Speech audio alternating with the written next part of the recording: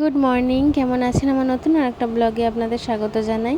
আজকে সানডে আর এখানে সবজিপাতি কেটে নিয়েছি। আর এখনই এত রোদ, ওই যে বেড়ালটা দেখুন ছাওয়া খুঁজছে, এত রোদ এখনই বেরিয়ে গেছে। আর মাম্মামও এখানে খেলছে ওর বন্ধুদের নিয়ে, ছুটি আজকে, ওর বন্ধুদের নিয়ে খেলছে। তো আজকে তেমন একটা কিছু বাজারে পাইনি, মাছ ছিল না। তো একটা ছোটো রুই মাছ নিয়েছিল, তো রুই মাছটা 3 পিস নিয়েছি, যে 3 পিস নিয়ে ঝোল করব রুই মাছটা দিয়ে। তো মাছ আজকে তেমন কিছু পাইনি। আর এখানে চিকেনটা আমি করছি আর কি, চিকেন রান্না হবে।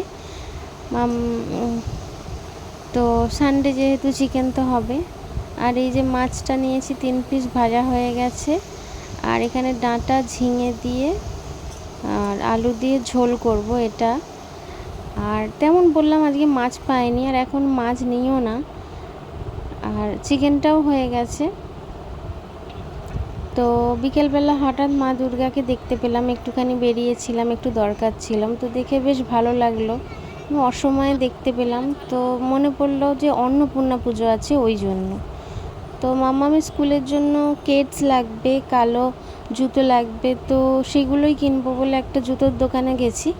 তো জুতো লাগবে। আর সেদিনে রামনবমী ছিল, আমি ঠিক জানতাম না যে রামনবমী ছিল।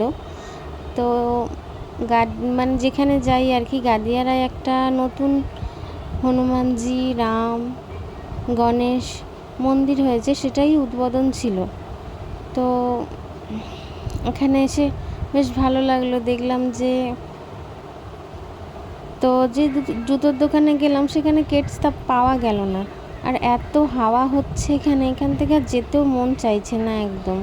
তো এখানে উদ্বোধন উপলক্ষে আবার পায়েস দিচ্ছিল, ভোগ। এই যে এত হাওয়া হচ্ছে, একদমই যেতে ইচ্ছে হচ্ছিল না এখান থেকে, তো যেতে হবে। চেনা জায়গায় আজকে বেশ সাজানো গোছানো আছে। আর ওই যে দূরে ওই অন্ধকারে ফুলগুলো দেখা যাচ্ছে, কি ভালো লাগছে। আর প্রচণ্ড হাওয়া হচ্ছে আজকে। আর এখানে আমরা একটু ফটো টটো তুললাম, বললাম চেনা জায়গাটা বেশ সুন্দর লাগছে আজকে, এই যে সাজিয়েছে। তো টাটা, সবাই ভালো থাকবেন। এখানে একটু বসবো, তারপর বাড়ি চলে যাব। টাটা।